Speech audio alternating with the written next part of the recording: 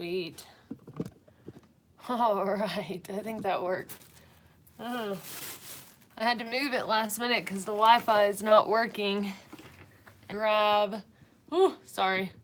Let me run and grab the list of questions real quick. They say, hey, Aaron. Good. I'm glad that y'all can hear me. This is working. I was getting worried. Hold on 1 second. Sorry, I'm going to be right there. I don't have a choice. Okay. I'm just glad it looks like the LTE is going to work because the Wi-Fi was not cooperating. And we're actually in a nice-ish place. And so I was kind of surprised that their Wi-Fi was crappy. But awesome. So we've got, hey, Dixie, hello from Texas. Hello from Toronto. Hi, Aaron. Hi, Dixie. Hi, Dixie. Wow, this camera is really wobbly. I don't want to make y'all like motion sickness. Okay, or have motion sickness. Okay, let's see. Checking in from DC. Awesome. Wow, I look like a ghost with all this light. It's kind of crazy looking. Okay, let's see. Hey, Dixie, Mark, and I are here wondering what things you tend to lose most on trail. Okay, so we got our first question. Awesome that both of y'all are on. And we might be seeing y'all in a couple of days. But anyhow, well, that's a good question. I just lost, and I'm going to blame it on Lloyd because he actually asked, what, like, in a way of like, what's happened to you, Dixie? You haven't lost anything on this trail. And so I lost my sun gloves that I had just gotten in whenever I went home for graduation and came back with. I just lost them because Aaron gave me some sunscreen and I took my gloves off to take his excess sunscreen and put it on. And then I left them sitting by a water source. So I lost that, and I actually also just lost a hat that I had that actually Ben got me, and I replaced it at REI here recently. So, or no, I'm sorry, Target, because the Walmart here didn't have the one that I wanted. And actually, there's a question about the sun hat. So, but that's me. Aaron loses trekking poles. So Aaron actually has a new pair of trekking poles already on this trip because he lost one somewhere. Yeah, don't know where it ended up. It was when we hitched into Ghost Ranch and then ended up going back and walking that stretch. When we were at Ghost Ranch, he realized it was gone. But he had it earlier in the day, the day before. Of me picking it up off the bush and putting it in the truck. He said there's video evidence. Is there? Yeah. Oh, so it's in the truck. And that guy just didn't find it. I guess. Anyway, so there's evidence of him putting it in the truck, but then we don't know what happened to it. So, yeah. So anyway, trekking poles are something that I tend to like used to leave a lot, but not necessarily lose. So if that makes sense. But yeah, so those are things we've lost on trail so far. Okay, so let's see. All right, so that's a good question, and but yeah, that's what I've lost so far. I'm trying to think of things that I've lost in the past, and I can't think of anything specific right now. But I would say trekking poles are things that I often have left behind and had to go back for, kind of thing. Because I'll tell you when it happens. It happens when or for me anyway, I'll stop and do something and then I'll take a break and like eat some food or and I'm walking away with like food and a water bottle in my hand, so I'm doing something with my hands so they don't feel empty, and then as soon as I finish drinking the water and I put it up and I finish my little snack and then I put it away, I'm like, oh, my hands are empty, and then I'm like, no, and it might have been half a mile back or more, so frustrating. Fred says, hey, nice to see you again. Hello from Alabama. James says, ooh, Alabama, Texas, I know it's been hot on y'all. Stephen Bailey says, Raleigh, awesome. Let's see, Tony, hey, Dixie, does the Sugarloaf fire enclosures on Silverthorne, alternate, and regular CDT have anything to do with your zero? And Dylan, love the pics. How'd you get so close to the mountain goats?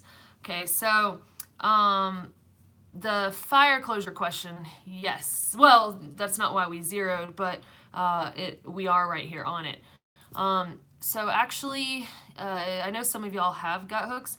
So if you look at gut hooks, there's like a 3 mile section where the trail kind of parallels I-70, and so we are, right in that section is where we came to town from.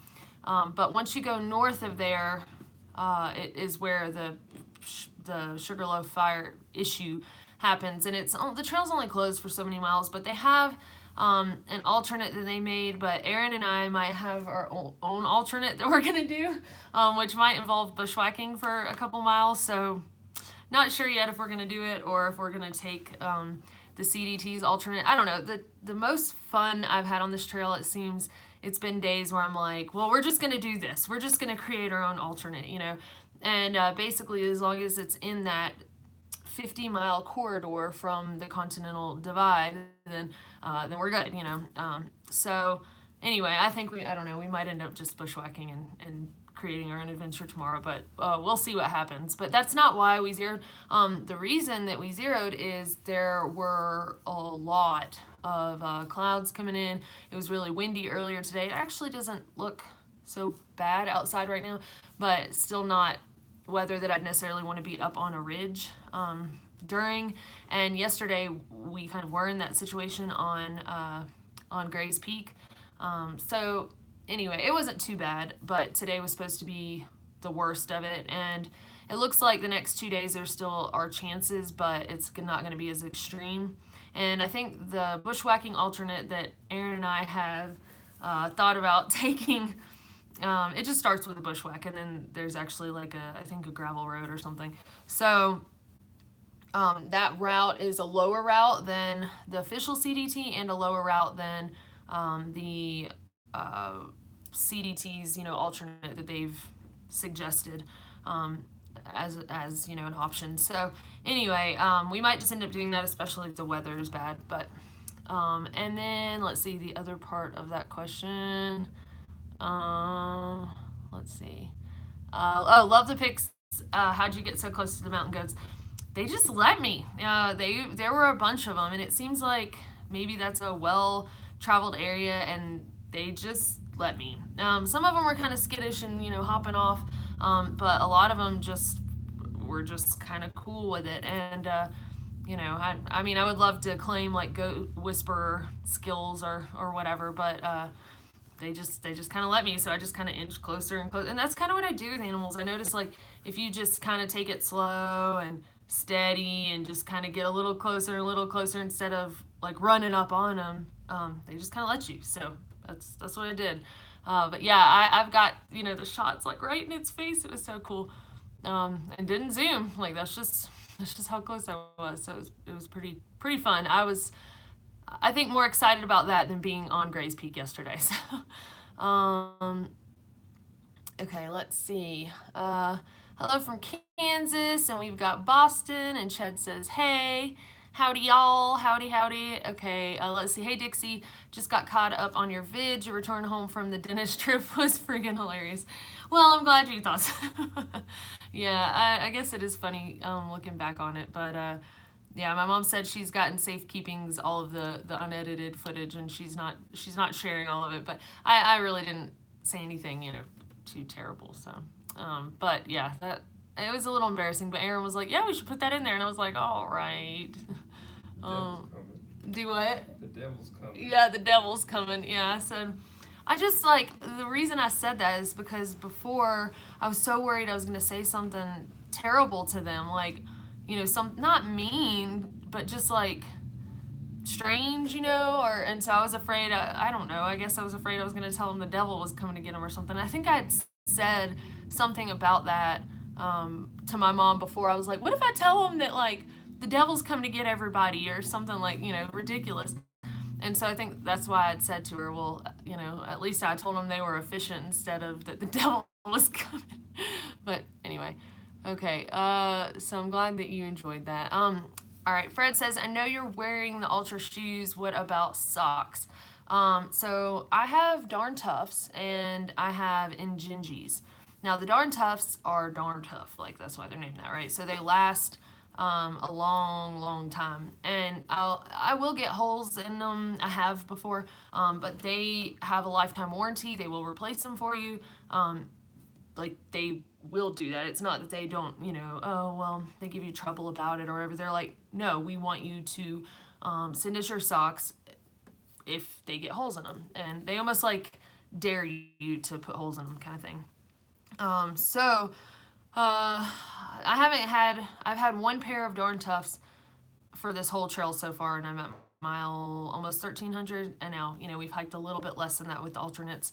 But the Injinjis, this is my second pair of Injinjis. So I like the Injinjis, say, especially for a day where I'm going to be in wetter terrain. And I don't necessarily think about this. Honestly, I just rotate them. So I wear the Darn Toughs for, if I'm out in a 4-day stretch, I'll wear the Darn Toughs for 2 days. If I'm out in a 5-day stretch, then I wear them for two. And if they're particularly dirty, then I swap. And if not, then three, So anyway, I just kind of mix it up. And you can, have two pair and rotate and like wash them out in a creek or something like that. But so the Injinjis don't last as long, but they do protect if you're going through wetter terrain. Your wet skin rubbing together can create blisters, and or if your feet are sweating more or whatever. So, but those are the two things I use, and I just rotate them out. I don't necessarily have issues with blisters, but I don't know. I like something different. So sometimes I have the little toe sock thing, and sometimes I don't. There is a magpie hopping around outside the window. That's pretty funny because it's like so close, and here I am in society, and like let me try to get a magpie on the trail, and it's just not gonna happen. Okay, so let's see. Lopsided tent. Oh, you're talking about Aaron losing his trekking pole? Yeah. I mean, I guess you could use a branch or something, or just one pole for your tent and make it work. But Ron says Gray's Peak must have been great. What is the next big hiking adventure? Do you mean on this trail or like after this? So on this trail, the next probably big thing that I'm really looking forward to is the Wind River Range. Next after this, maybe the TA in New Zealand or potentially the Camino. But next summer, I'm filling in fire closure areas on the PCT. So with my mom, unless she decides to bail out. And I decided that we're gonna climb Elbert together as like our grand finale coming back. So, on the way back, because on the way there, we still won't be able to breathe. So, on the way back, as like our summit of our trip. So, okay, let's see. But yeah, Gray's was actually pretty incredible. So just to tell y'all about that real quick, we went from Mount Edwards, so that's like 13,000 something other, and then from Mount Edwards, the trail is like this little narrow spine.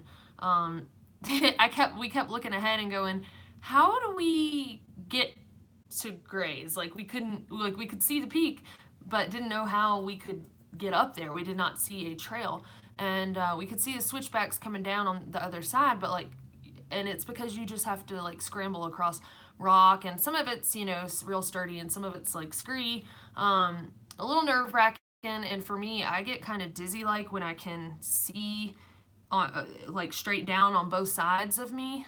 If I have a wall and then straight down, I'm kind of okay, but just looking straight down on both sides, it makes me a little woozy. So anyway, that was interesting. But to top it all off, this wind starts blowing in on us, and black clouds start coming in. Luckily, we didn't hear any thunder or see any lightning, anything like that. But it did start snowing, and I've never been snowed on the 4th of July, but knocked that one off the bucket list. And so yeah, so it was an event. And then part of the way up, Aaron had to go to the bathroom. He said I was going to tell everybody, and I wouldn't have told everybody, but now that he said I'm going to tell everybody, I got to tell everybody. So anyhow, but I had to go to the bathroom on Whitney, so he was like, see, on your first 14-year experience, you had to go number 2, and like I did too. So I guess we've got a secret society or secret like group now. So if y'all climb a 14er and have to go number 2, then you can be in the club. But anyway, we'll have to have like a handshake or something for this now. But Okay, enough about that. But anyway, yeah, we Starts with summited. putting hand sanitizer on, and then yeah. Yeah, hand sanitizer. That's how you do it. Yeah, that's a great one. I actually really like that. Yeah, so that's a handshake. You squirt hand sanitizer and then you shake. I think that's pretty appropriate and a good idea. um, okay, so let's see. How do you stay motivated to hike day after day when you have already hiked over 5,000 miles? Happy you do though. That's a good question. I'm still trying to figure that out. No, I would say coffee. Coffee helps motivation. I think too, it's always, even though it's the same, it's always different. You know, like you're gonna come across different wildlife or different views, or where am I gonna put my tent tonight? Is it gonna be a really good spot, or is it gonna be a really crappy spot and I'm gonna like surf across my tent all night? Um, Also, there's always like the dangling carrot of the next town. That's pretty exciting. And what's that town gonna look like? And so I think, for example, some of y'all probably have jobs that it's literally the same thing every day. And then some of y'all might have jobs or have had jobs that it's the same idea, but it's still something different every day. And I think that those are probably, the more interesting, the ones that people tend to enjoy more.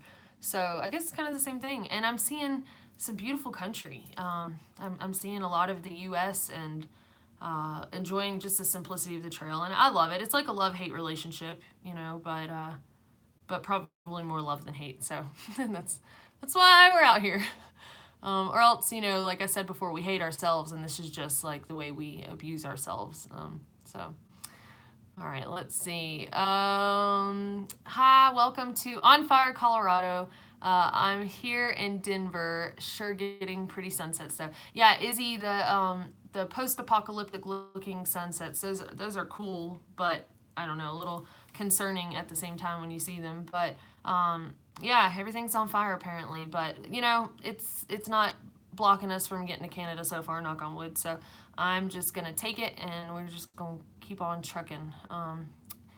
And so far, I can still see the mountains. So when I start not being able to see mountains because the smoke is so thick, that's when it gets trying. But let's see. Have you noticed more hikers with animals tagging along? I have noticed a couple dogs on your clips. Um, you know, I haven't seen as many animals like people with their dogs out here, but I also haven't seen as many people. So I would guess maybe the ratio is similar. But I'm not real sure. But I don't know. Have you seen 73 hikers with dogs? No, just the Colorado Trail. Yeah, on the Colorado Trail, yeah, I have.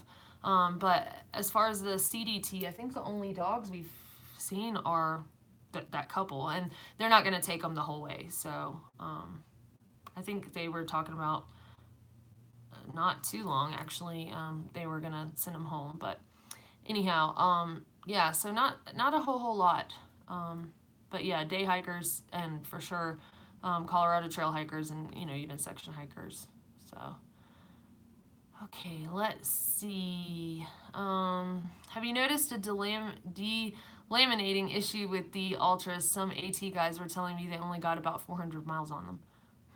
Like delaminating, like the leather on them, or is that what you mean, or like the sole peeling off? I haven't had any issues, and honestly, my Ultra 3.5s held up a lot better than my 3.0s myself.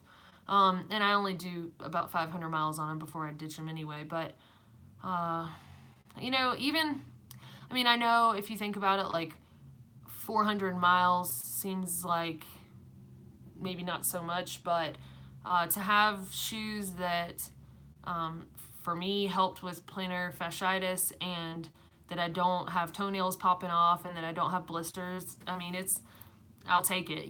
So, but no, I love my ultras, and I really haven't had any issues with them. But like I said, I do replace them at about 500 miles anyway um, because of my feet. So, how many miles do you have on yours, Aaron? The new pair, I have over 300. and they're kind of that They're you've got. fine. They're what? They're They're fine. fine. The Okay. old ones got ripped up after 200 miles. After two. Yeah, so Aaron said his old pair, it was the King. King MT. The what? King MT. Okay, he had the Ultra King MTs, and after a couple hundred miles, they got holes, but he's got the like newer version of those now, and he's got over 300, and they're fine. So, yeah.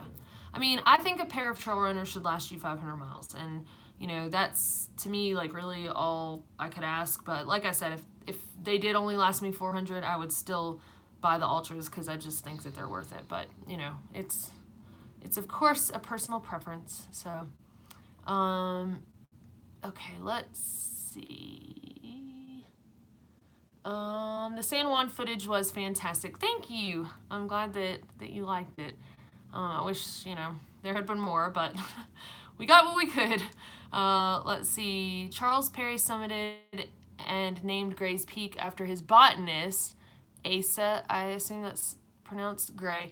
Gray summited 11 years later. If you have an opportunity to name a peak, what would you name it? Oh man, that's pretty cool. Well, now we know at least why it's named Gray's Peak, because Aaron was wondering if it had to do. We went by and there was like the stream that had like that kind of glacial till looking water to it, and it also had like really gray looking rocks. So he was like, I wonder if that has anything to do with it.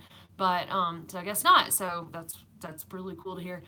But if I had a peak, what would I name it? Huh.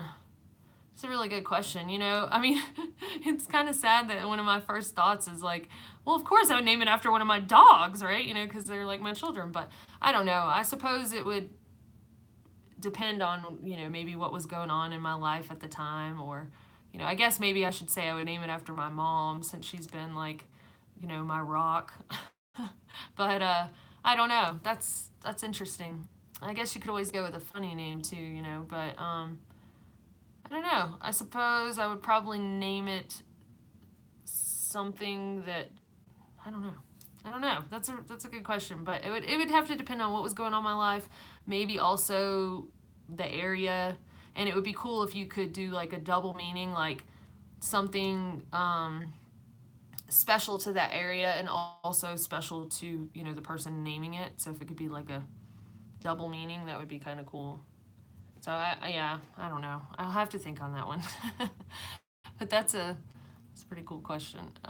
Okay, let's see. We got some good questions rolling in. Sorry, every time a question gets tapped, it goes up. So that's why I'm always like scrolling here. Okay. How are you liking your temps? I love how roomy they are, but I'm worried about durability compared to Lone Peaks. Yeah, I guess I would say I agree with you. I've only had the temps for this section since 2 days ago. So far I do like that they're more cushiony. They do have more room. It reminds me of the room that the Lone Peaks used to have, like the 2.5s, the bigger toe box, and just like the shape of them and everything reminds me of those. But yeah, I guess I could see the durability because they feel like they've got that softer cloth. Let me get them. Here I'm talking about them. Woo!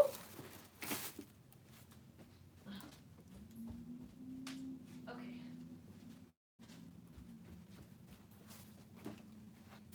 Okay, let's see if it cannot fall. All right, so yeah, I don't know how well it's gonna. Yeah, there we go. Okay, so it's like more of that like vented material up there.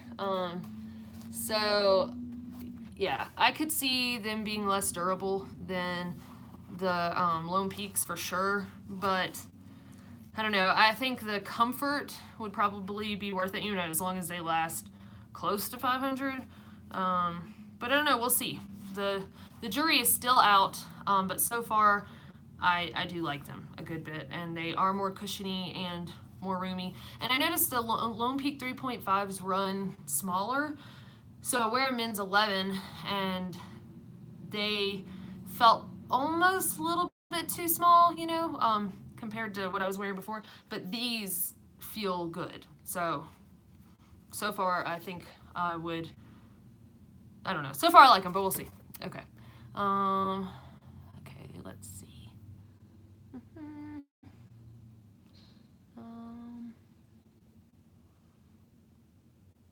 Okay. Hello from the UK. Your videos inspired me to hike more, and I'm going to hike the GR20, a famous hike in Corsica, in a couple of weeks. Thanks for making awesome videos. Yay! Well, that's awesome, and I'm glad that the videos have helped in general. You know, even though you're not doing part of the AT or part of the PCT or part of the CDT. You know, so I'm glad that overall they are useful and you found something in them that you can apply to what you're doing. And good luck on your trip. Let us know how it goes and how you enjoy it. And I'm gonna have to look that up and learn more about it because I'm just not real familiar with um, hikes overseas, but I need to be more familiar with them because that's next. Okay, so let's see. Philip says, "How has your anti-gravity rain gear worked out?" It has. I like it a lot. I do like that there are pit zips.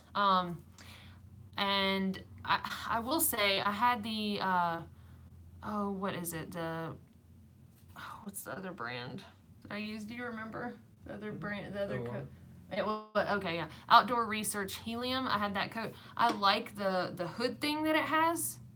Just because the rain doesn't get in your eyes and all that. And I mean, if you have a cap, I guess it wouldn't really matter. But I don't usually wear caps, or if I have a hat, it's like one of those big Gilligan looking ones. So, or at least on this trail it has been. So I do like that. So for example, if I was on the AT and I was going to be in the rain a whole lot, then it might be worth it to me to go with that one. But otherwise, the anti-gravity gear is a little bit lighter and it does have the pit zips, so it doesn't rain that much out here, and I use it more as like a wind shield than anything. So having the pit zips is nice, and the rain pants I love. I mean, they're not like flattering necessarily, but like this isn't a fashion show. It's more about functionality.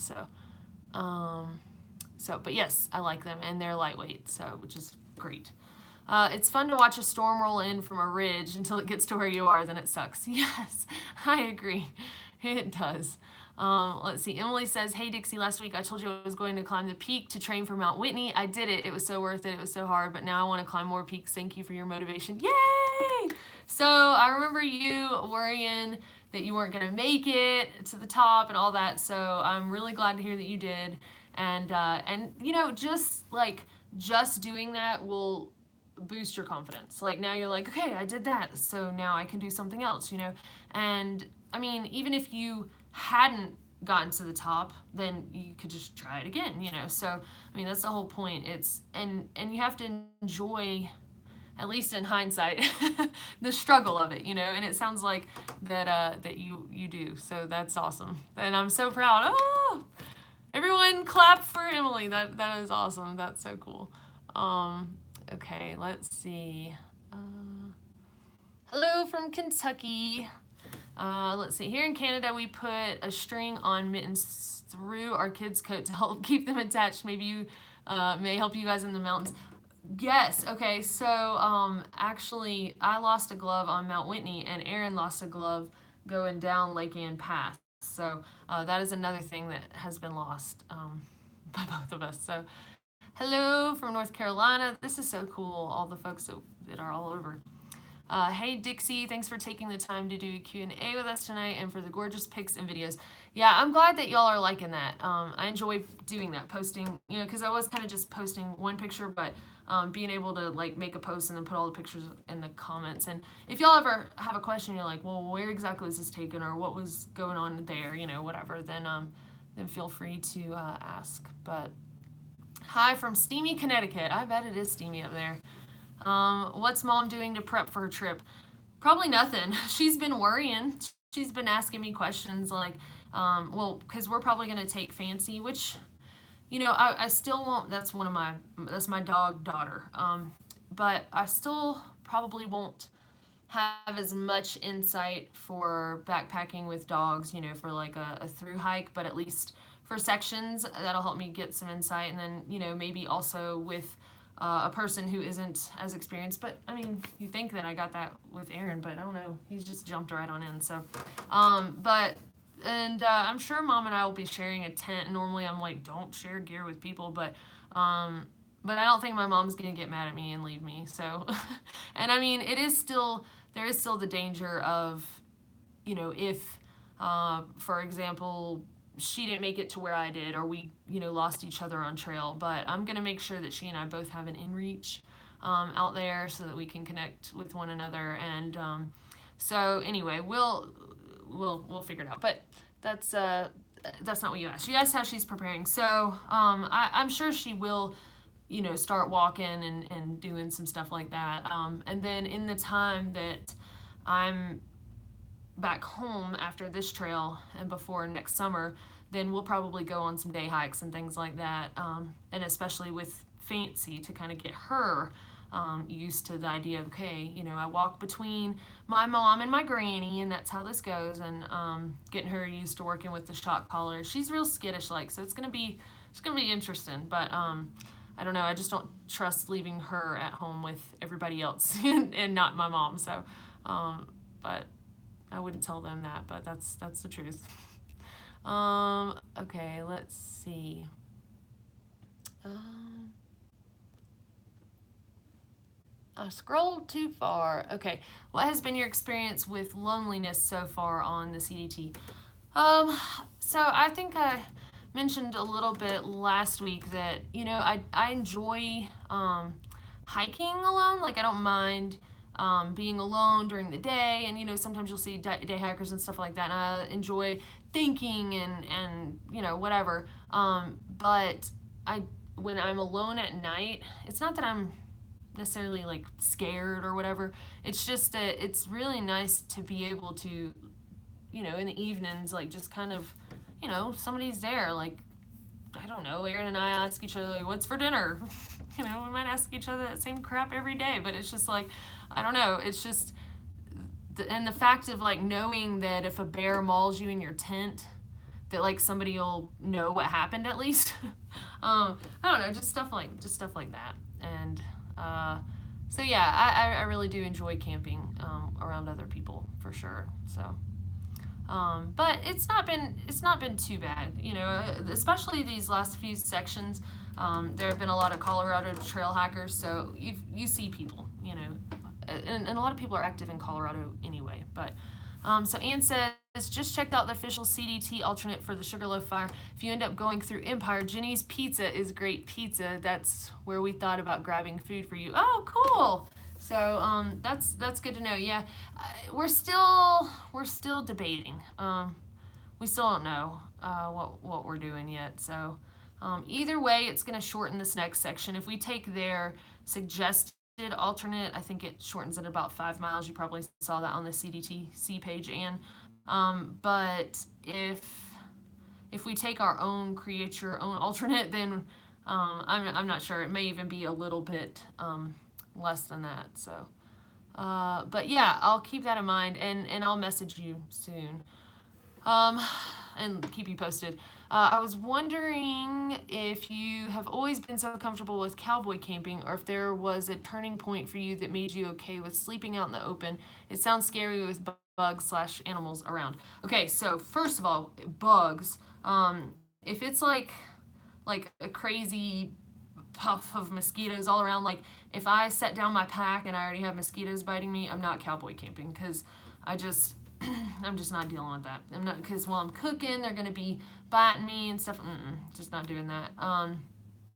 Now, as far as like roaches and beetles and moths and things like that, I mean, they're around anyway. I won't say be terrified of roaches, uh, but I really did not like I hated them, and I just didn't want them on me, and like the thought of it just, ugh. But now I can like grab one with my hand and throw it. And that happened on the 18th, and I was laying in my tent cooking one night, and I had my vestibule open. I'm like cooking, well, I was cooking in the vestibule, but the netting was open, and I was I was stirring my food, and a roach flew in my tent, and I had just had a really bad day, and I reached over and grabbed that roach and threw it out of my tent, and I was like, did I just do that? Did I just touch a roach with my hand? Like, did I just grab it and throw it? And I was like getting so proud of myself. I was just feeling so like, go me, and like 2 seconds later the roach flew back in on my face, and so then I was just like, forget it, and I just, didn't even cook. I just said forget it, and I didn't even care about it. I think I maybe even went and just dumped my food. I was so upset, but I just, it's done with the day. But yeah, I don't know, I feel like you slowly start getting over that when something crawls across your leg. Each time something like that happens, you just kind of start getting over it. Now, the first time I cowboy camped, I didn't do it alone. Like, I didn't cowboy camp alone. So there were probably like 5 other people, and then another guy was in a hammock, and so it was kind of fun. It was an adventure, and some of us had cowboy camp, or some of them had, and some of us hadn't, like myself, and so it was with a group, and I sure I have probably cowboy camped alone, or if I haven't, it's been at least like taking a nap on the trail at night when I'm like doing an all night hike trying to get somewhere or something, and I'll just like lay on my pack, on the side of the trail. But no, you just kind of get over it as time goes by. But if you don't feel comfortable with it, then don't do it yet. But normally it's been when I need to get up and get going early. So or I need to just take a nap and not sleep that long, because it's easier. I'm already out of my tent when I wake up. So it's just been so cold on this trail that I just haven't wanted to. So let's see. Okay. Sorry, I just start to ramble on some of these questions, but and as far as what you were saying about animals, if an animal wants to get you, your tent isn't going to stop it. I know it's like this idea of like, oh, it's my comfort zone or whatever, and it mentally makes you feel secure, like, but it's not really, so so there is that too, but that's very, very, very, very rare, right? So Frank says, hey Dixie, I live just east of Boulder, Colorado, and was hoping to give you guys some trail magic when you hit Berthoud Pass, but it looks like I'll be peeing in Rocky Mountain National Park with my daughter Taylor at that time. Yay. Oh, let's see. Oh, beeping. I'm sitting here. Wow. Beeping. Oh, backpacking. The thing that we're all here to talk about. Yes. Well, that's awesome, and I appreciate that. But I'm really glad that you and Taylor will be up there enjoying that, and we'll be going through Rocky Mountain National Park not too long after you'll be there, it sounds like. But I hope y'all have a great time, and keep us posted and let us know how that goes. And yeah, y'all have a good time. I'm sure it's going to be amazingly beautiful up there. I can't wait to get up there and like see it, being on this trail. But so, and hello from humid South Florida.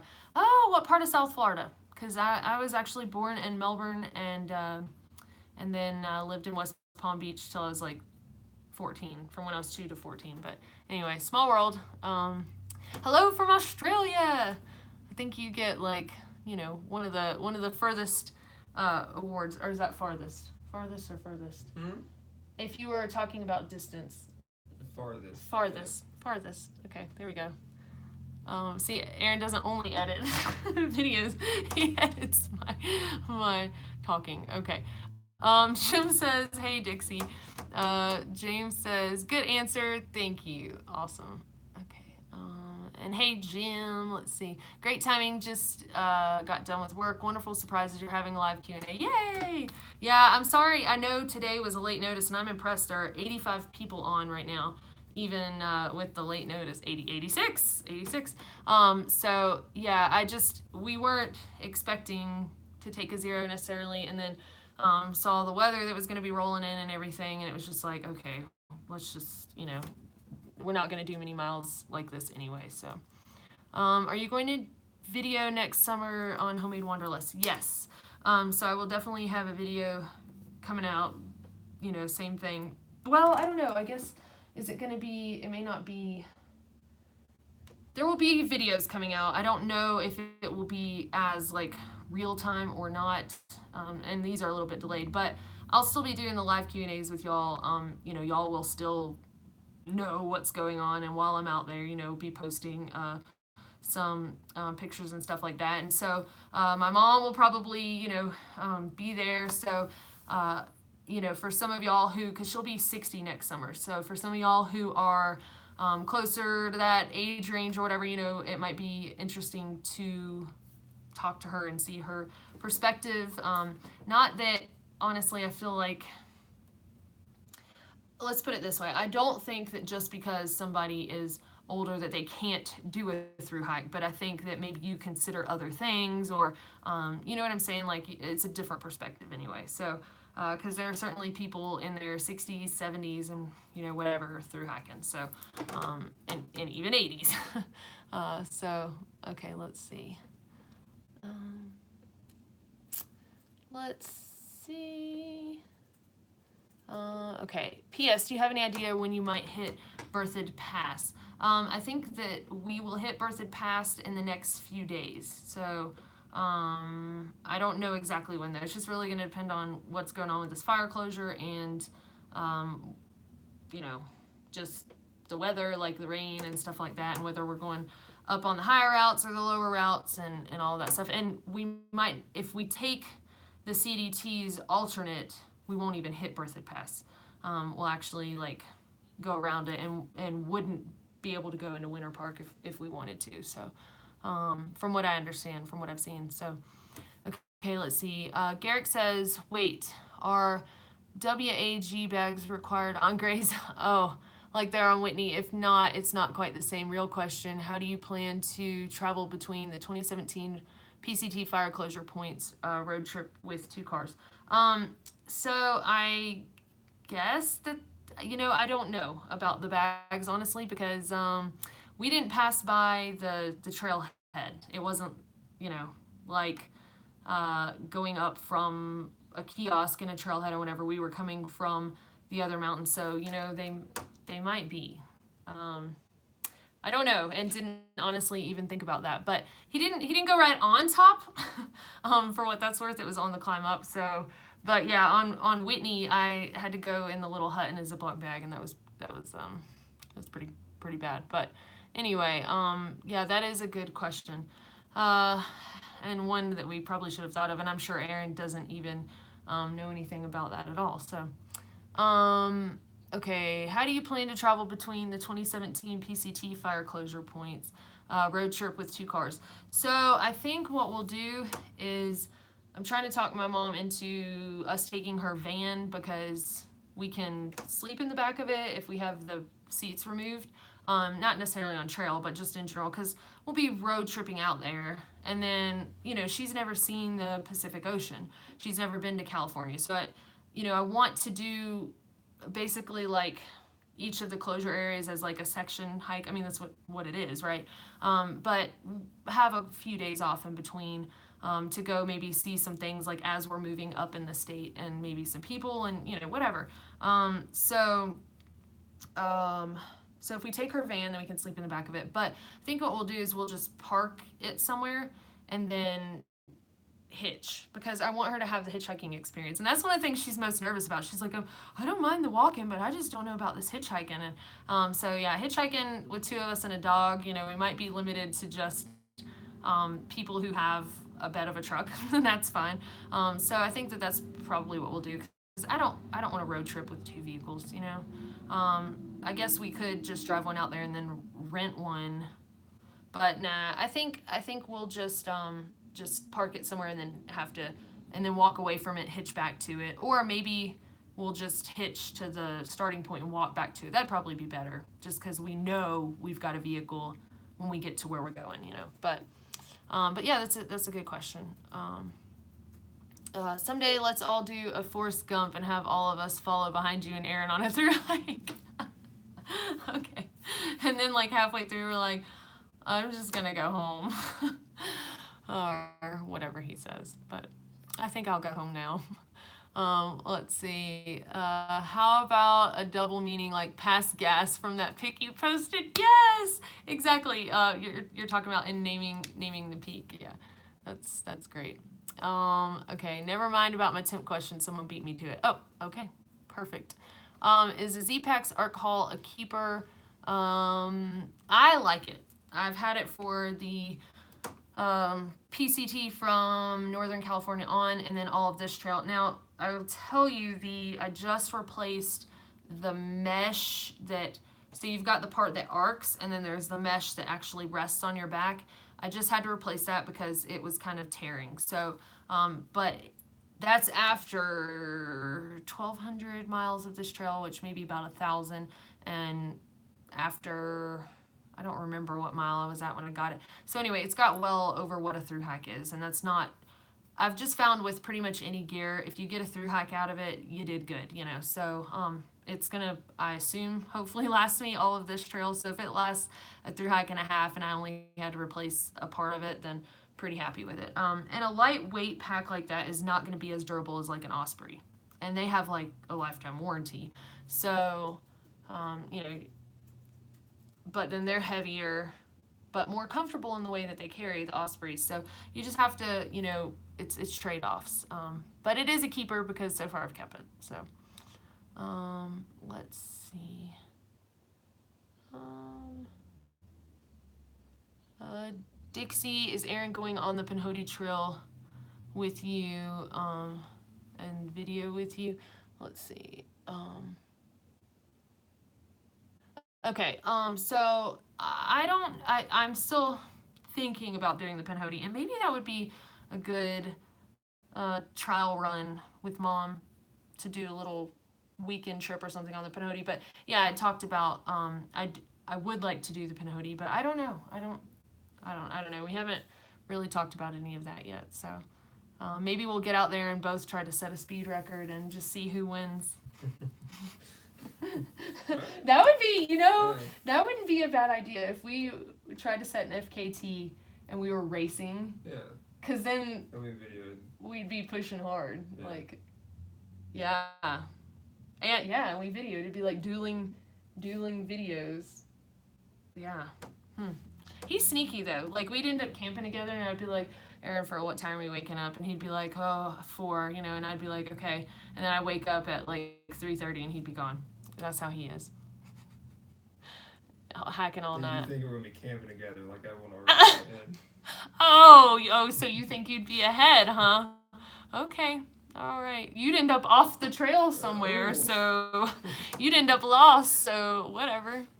Look at him talking trash. Okay, anyway. Okay, what is a lens feature on Patreon? Can't get it to work. So I haven't posted anything on the lens recently.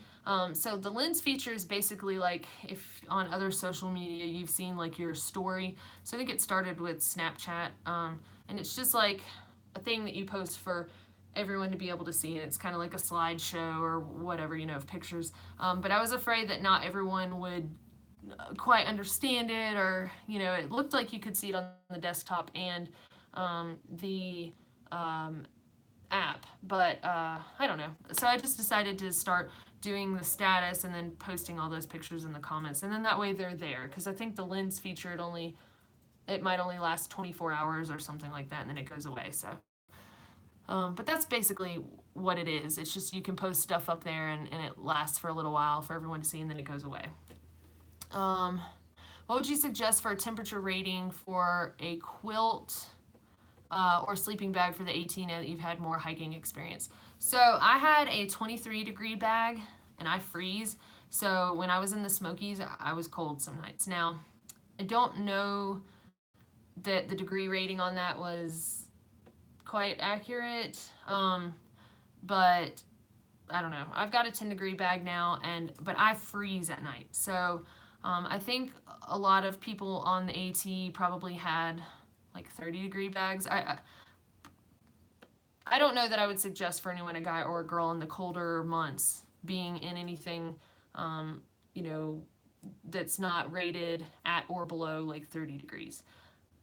But that's me. You know, some guys sleep really warm. I think Perk on the PCT, where it certainly got pretty cold a lot of nights, I think he was in like a 40-degree quilt. So it just really depends on the person. He sleeps very warm though. Aaron, what's your bag now? 10. Sorry to keep interrupting you. 10-degree. Okay, so Aaron has a 10-degree bag now for this, but again for the AT now in the summertime.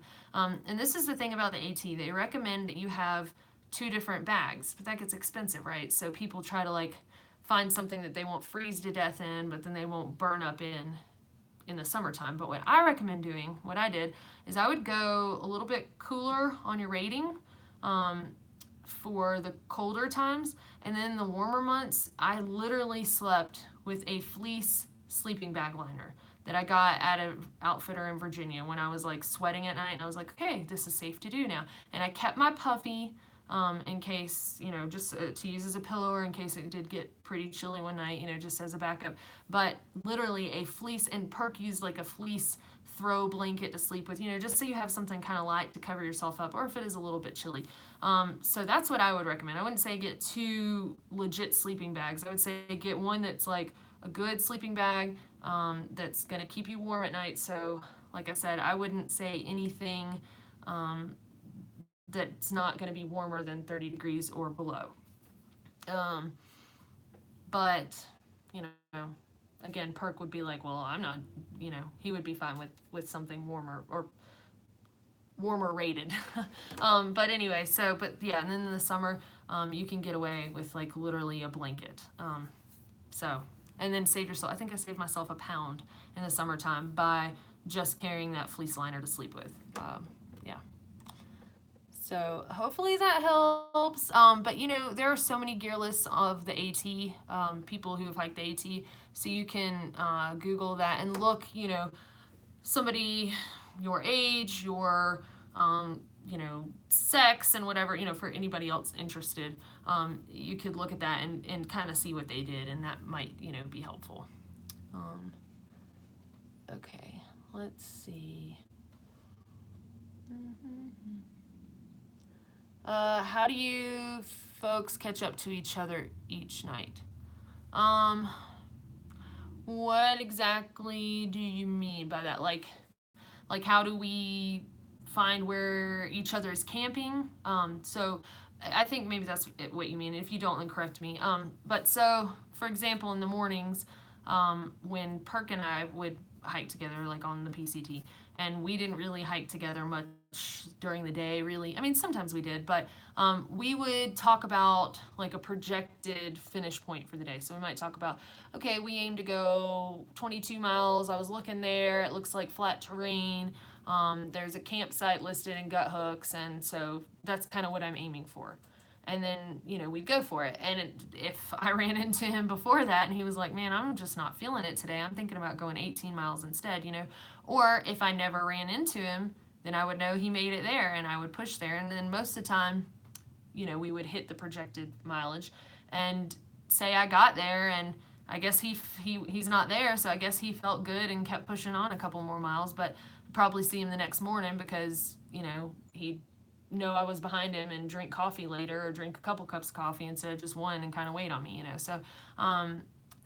or we'll know like we're heading to the next town and that next town is, at 40 miles out, and if I don't catch him on the trail, then I'll catch him in town, kind of thing. So, it's pretty a loose functioning thing, but yeah, so that's pretty much how it happens. Okay, let's see.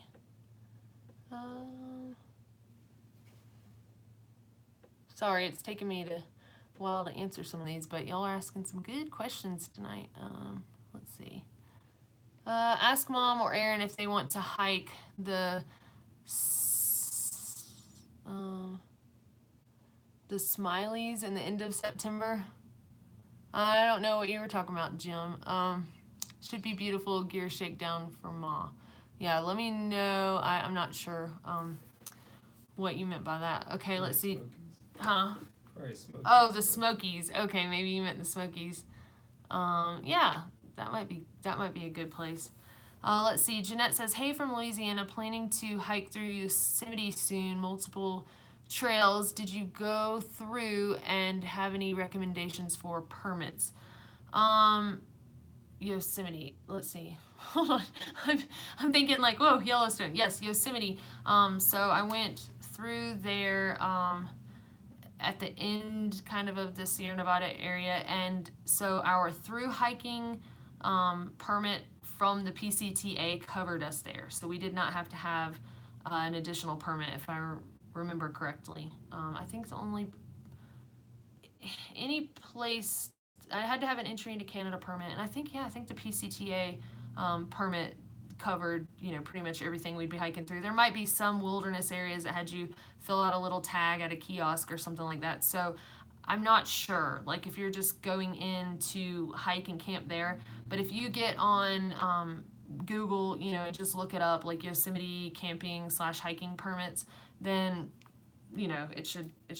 it should pop up, and they should have information or somebody that you can call. And I'm sorry, I don't have a better answer for you, but yeah, when you through hike, a lot of times whatever permit you have covers going forward. Now on this trail, there was no permit from the CDT, so once we get up to Yellowstone and some other areas, maybe even Glacier, I think we might have to fill out some backcountry permit forms. So and on the AT, Smoky Mountain National Park, I had to do that, and pay $20. So it just depends. But yeah, if you just Google it, it should tell you some information. The national parks are pretty good about having that information posted, so that way nobody can say they didn't know. Okay, let's see.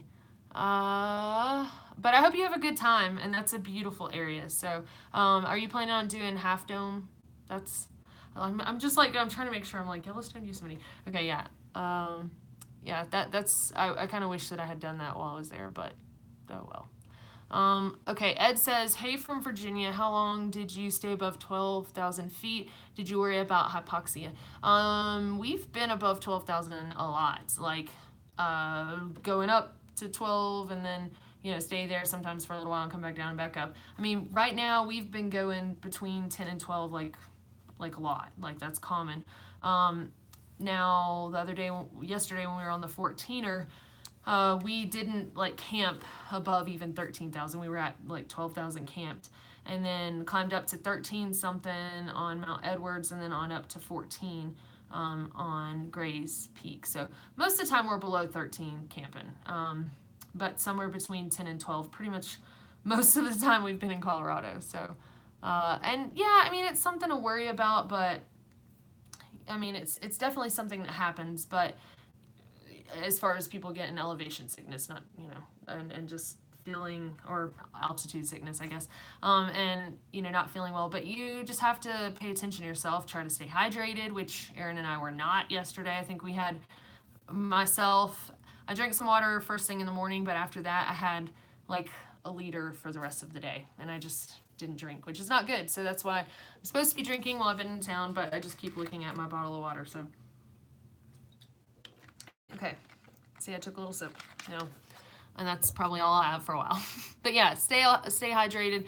They have things like oh gosh, acclimate. But anyway, yeah, it is something to be concerned about. But it's like when you drive down the road in your car, do you worry about an accident? Like, it can happen, but if it does, it does, kind of thing. So yeah. Stephanie says, will you ask Aaron to smile and wave at us?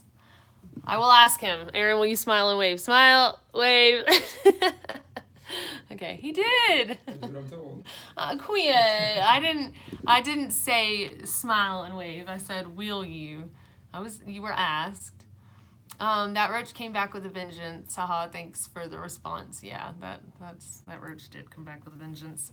What was the cement structure with doors in the previous set of photos?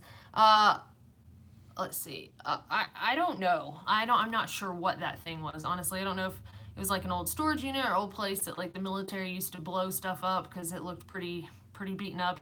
And there was a sign before I got there that was like, do not touch explosive or something. And then of course, I walked all around that place. But I think they're saying like somewhere in the area they have dropped something that could still be explosive. I saw some of that on the PCT too. Maybe some of y'all know more about the details of that, but I just have never touched anything that looked like it might explode. So I haven't really ever seen anything that I thought might explode. But yeah, those buildings were kind of strange, weren't they? And I have no idea what it was, so I couldn't tell you. Let's see. Hey again from Wetumpka. Can't wait for you to see the Wind River Range. Hope you go through Titcomb Basin. It is one of the most beautiful places on the planet. Been there many times. Cool. Well, thank you for the info. And yeah, it's funny because like I'll hear stuff from y'all about different places and whatever, and then when I get closer, I'm like, oh yeah, that's I remember hearing about that. Because I don't just like stop and look up everything to see along the way in detail because I can't remember it all, and I can't keep all of that in my mind. And I kind of like for it to be a surprise, like when I approach it and it's like, oh, what's this? So I'll look for that basin when we head that way. So if there's an alternate, it's like, oh, you go through here, then I'll remember like it's really pretty. So Jim says, what's Aaron's thoughts of doing through hiking on the AT or CDT? Well, he's on CDT now, so I think he likes it so far. He's still here, so um, and as far as the AT goes, he mentioned that he is, considering it, but yeah, it's kind of like it's hard to, for me anyway, to think about one trail while I'm on one already. Like to think about another one. It's like okay, one thing at a time. But yeah, so I think that's something that he has considered. So or is considering. Hannah says, hey again from Washington State. Love the latest video on YouTube. Any more snow? Did you guys get hit by the hail going through Colorado? So we got snowed on yesterday on Grays, but it wasn't like sticking, but it was just like kind of coming down. So yeah, so we've gotten that, but otherwise not really any. That was the most I've been snowed on. I mean, we've seen some flakes and gotten some stuff in other places, but that's pretty much it. And there hasn't been like a lot of snow to walk on. There has been like little patches and stuff like that. But okay, let's see.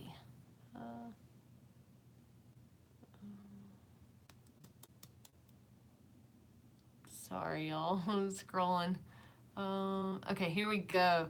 I lived in West Palm 99 to 2003. I'll be darned. So I was there then because I graduated middle school in 2000. There was no graduation, but I just remember like getting out of there. And then that's when I went to Alabama. So pretty cool. And then Port St. Lucie 03 to 12. Now I'm in Jupiter, North Palm area. Okay. My dad used to have a pawn shop in Jupiter. It was on Indiantown Road. I remember that. Yeah, so it was called Jupiter Pawn.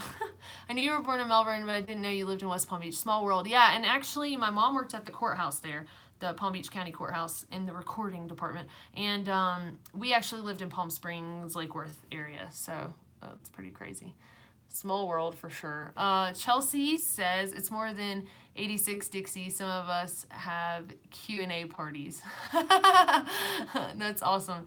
Oh, so you're saying there, yeah, okay. Wow. Took a minute for the light bulb to go on there. Yeah, well, I didn't even think about that folks might gather up. That's pretty cool. Well, that's awesome. So yeah, maybe next time everyone bring a friend, we'll have like instead of 86, 160, 72. Yeah, there we go. That's pretty neat. Seriously, do several of y'all do that? I mean, I know like Mark and Ann said they were there together, like the husbands and wives and stuff, but and I guess some of y'all mentioned your babies on too, so that is pretty cool. Okay, so Fred says, I'm a 66-year-old hiker if your mom wants to talk to someone. Well, I appreciate that, and she might, but we might get out there and she might just kick my butt, so I don't know. We'll see what happens, but I have a feeling that she's really going to love it, and one thing that I'm really excited about going out there with her is my next sister, Rebecca, who's 22. She's upset because mom will be gone for her birthday. And I was like, well, y'all get mom for her birthday, like when I'm through hiking, because her birthday's in June. And Rebecca's like, well, that's your fault. And I'm like, okay, well, it's going to be your fault when you're not in California next year. So anyway, I'm kind of excited about that just to make my sister mad. But anyway, I know you're planning to go back to the PCT to hit the fire closure areas from last year. Do you plan on doing the same for the areas closed by fire on the CDT when it's safe? Okay, maybe. So I would like to come back and do the San Juans at some point, but the main reason that I'm insisting upon going back next year and getting those areas is because I completed official trail. So I completed everything that was official trail miles. But I did not get the continuous footpath because for me there was no sense in like walking all around because it's, the PCT doesn't really have like what they determine is an official through hike. But for myself, I was like, if I get all of the open miles of trail or official PCT alternates, then I have through hiked this trail. And now the AT, they want you to have a continuous footpath from Georgia to Maine, and if you pass every white blaze, you're a purist, and that's what I did. But if you do like the blue paths, like they're blue blazed alternates, then it's still considered a through hike. That's fine. And but the CDT has a continuous footpath from Mexico to Canada through the Continental Divide corridor. So that's like within 50 miles on either side of the continental divide. So that's why we're doing like all these bushwhacking and create your own alternates. And it's really fun because I didn't allow myself to do that on the other ones because, in my opinion, it didn't go along with what their definition of a through hike was. So anyway, it's all good and fine. I'll have through hiked all three of these trails when I get done with this one. But the problem is, if you look up what, a triple crown is, everyone says, well, it's when you complete a through hike of all, or complete the 3 trails. Like, it doesn't even have to be a through hike for you to be a triple crowner. Like, you can section hike all of these trails and you're a triple crowner, as long as you've completed them. But by definition, they require that you have a continuous footpath on all 3 trails. So on the PCT, those fire closure areas broke my continuous footpath. So I either have to walk through them or walk around them and make sure my footsteps connect. And no, the Triple Crown people don't care. Like, they're not going to know that my footprints don't connect, but I know. So I don't feel good about submitting paperwork and being considered a triple crowner unless I've done it by their definition. So even though that's not the PCT's definition, but whatever. So that's why I'm doing it next summer. And I can't, you have to submit your triple crown paperwork by like September 1st, and I won't be done with this trail by then anyway. So I can't submit it until next year anyway. So it's not like I'm holding, back anything because of that. So anyway, that's a really long response. Sorry, but that's why I'm so adamant about doing that next summer. And it's not as much of the closure as the fine details of being a triple crowner. So okay. You might have gotten more information than you bargained for there, but yeah, I mean, y'all can look it up yourselves, if you want to, and see what their definition is. But so okay, let's see. Let's see. Do you plan? Okay. Dixie, did you leave your gear when you came home or leave it with Aaron, or did you bring it home with you, and what did it cost you, and did TSA give you any trouble with security? So I left some things with Aaron. I think I left my trekking poles with him, and just some stuff that I knew I didn't want to either clean or use for any reason, or that was like awkward to carry on a plane. The easiest way that I found to travel, I did not do that this time, but last time when I flew back, and I had like my trekking poles and stuff like that, I just got a like $5 duffel bag from Goodwill and made sure it was big enough to put my pack with my trekking poles in, and then checked it.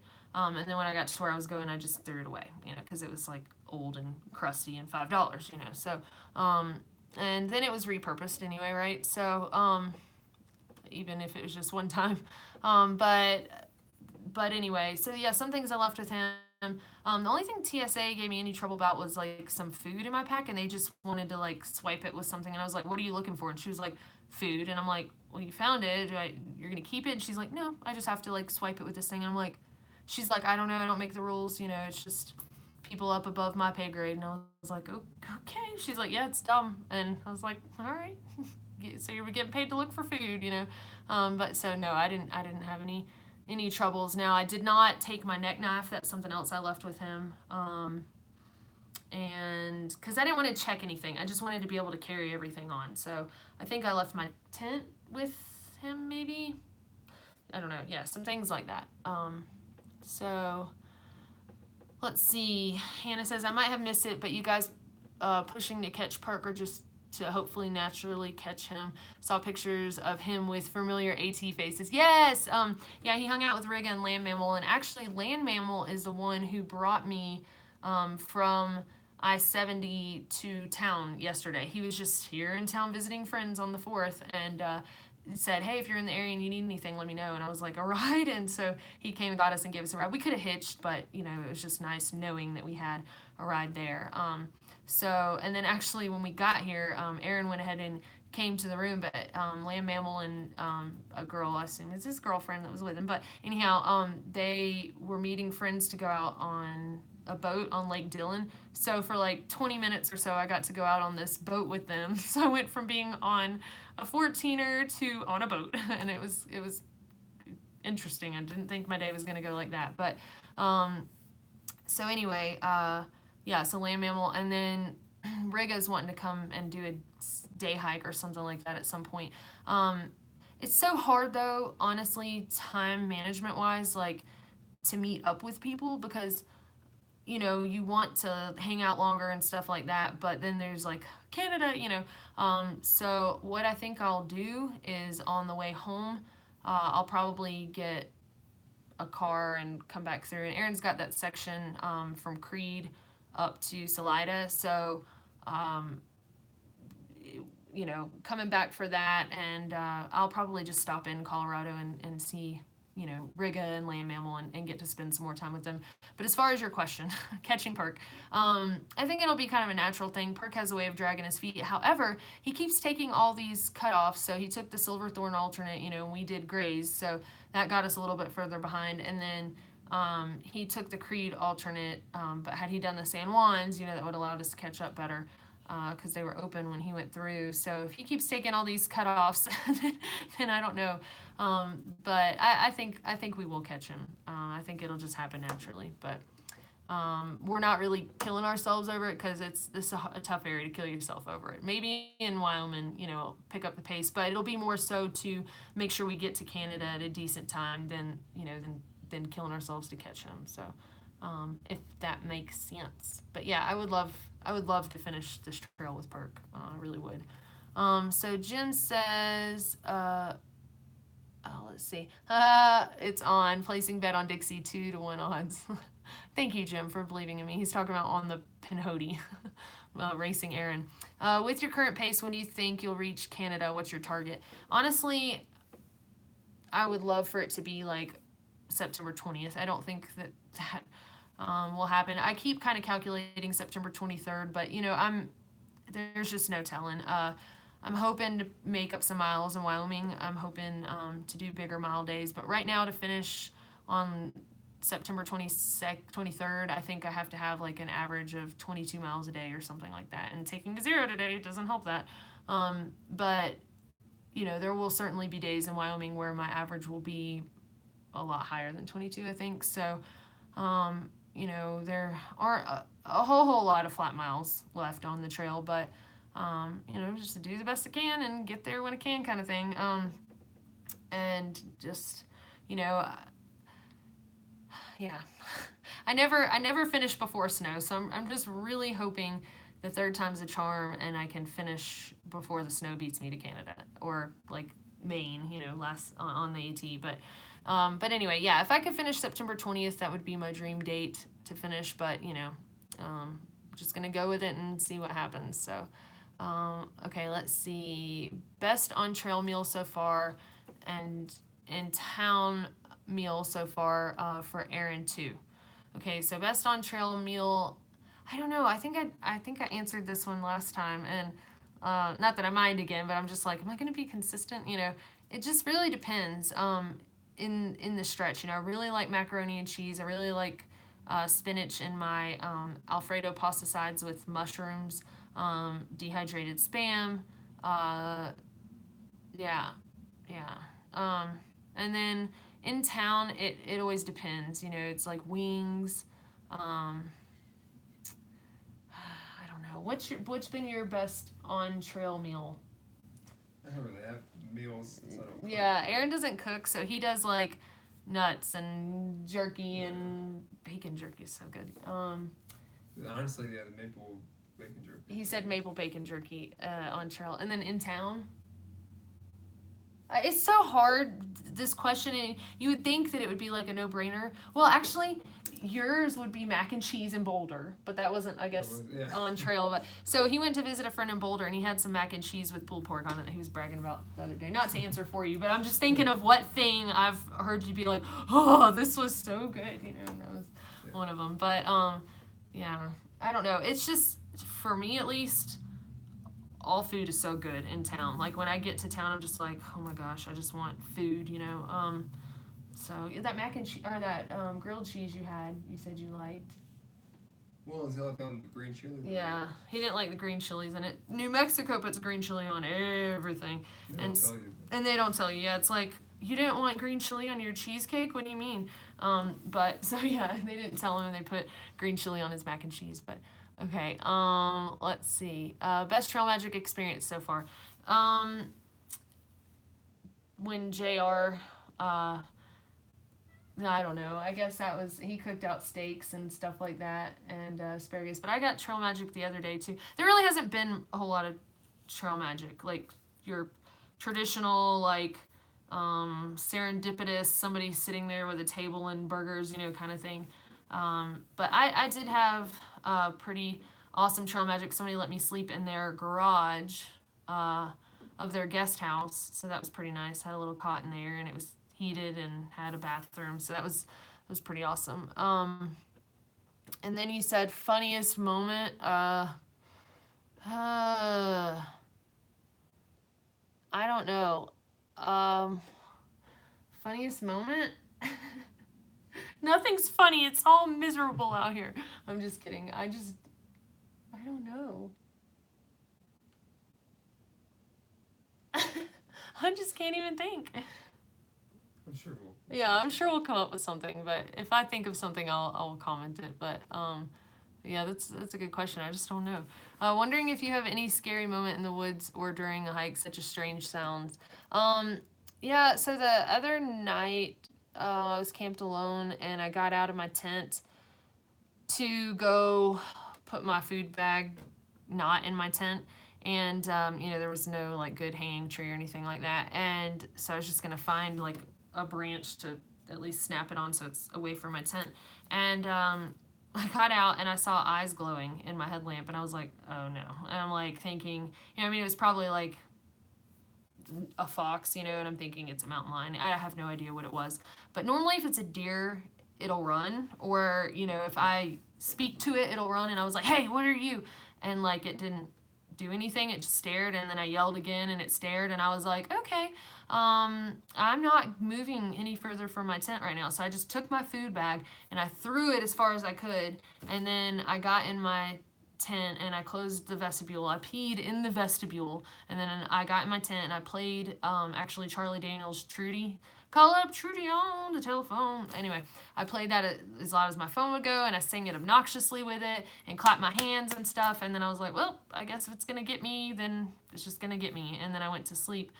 So that made me a little nervous, but you know, what are you gonna do except, you know, I mean, I guess I could have packed up and kept hiking, but then I'm out there with it, you know. So again, that false security of my tent made me happy. So, and my food was not out there, but nothing, or was not in there with me, but nothing messed with it. So, so yeah. So that was a little nerve wracking. Okay, let's see. Hey from Tahoe, just got here. Good to see you. Hey, Kelly. Yeah. Well, you have missed some, but there's still some to go. I still actually have some questions from folks that said they couldn't make it. So let's see. Tell Aaron to stay out of your video shots. That one where I was like, I was getting that, and he's like, oh. I love the way he walked out of the frame. He's silly. Okay, definitely want to do Half Dome if I can get a permit. Would you tell me the names of the camera equipment that you use?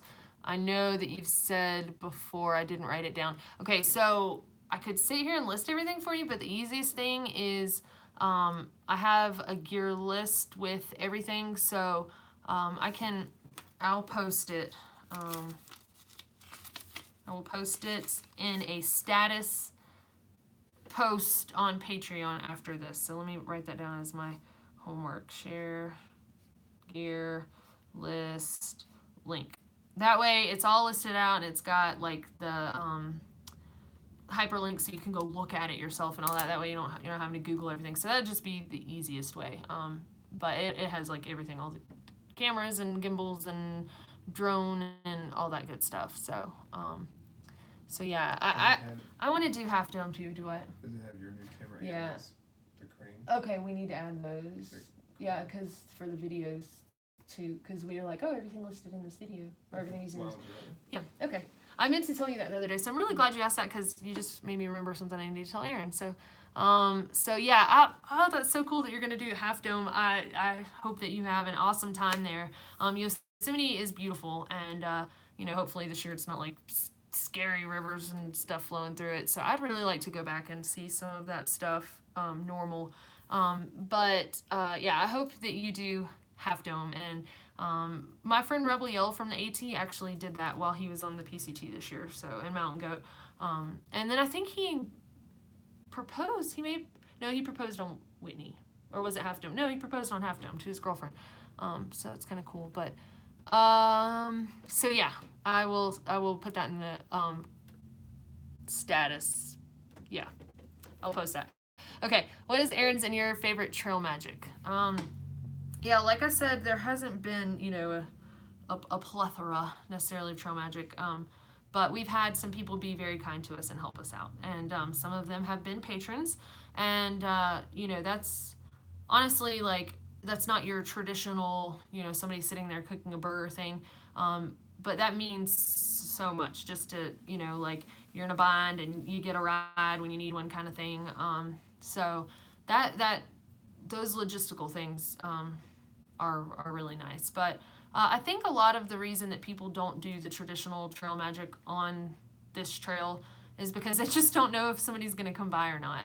And there's more reward for doing it on the PCT and the AT, in that more people come by.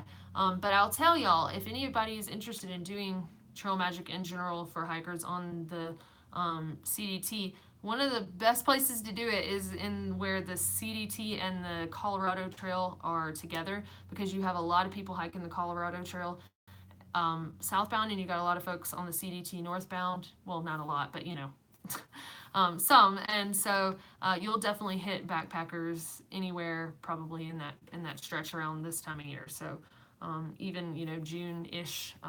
So yeah. Okay. Let's see.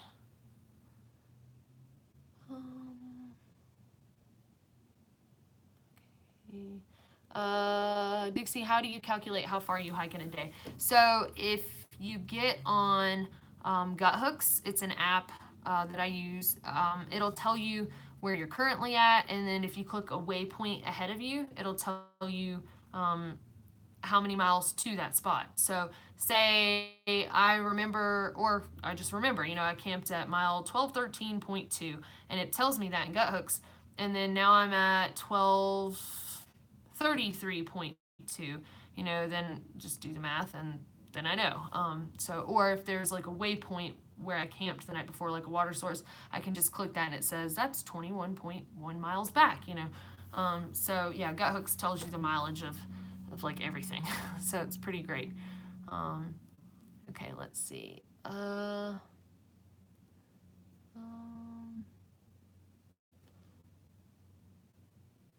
with my hubby and 2 boys. Wow, so 3 people in the group of 1 computer. So that's pretty cool. See, YouTube thinks it knows how many people are on here, but I'm going to start a Dixie TV watch party at a local sports bar. Oh, that'd be pretty cool. The place that I used to work, Niffers, back home, said that they were going to show it on Wednesdays, but I think that, it was when I was starting the PCT, but I don't think they did that. That would be pretty neat though.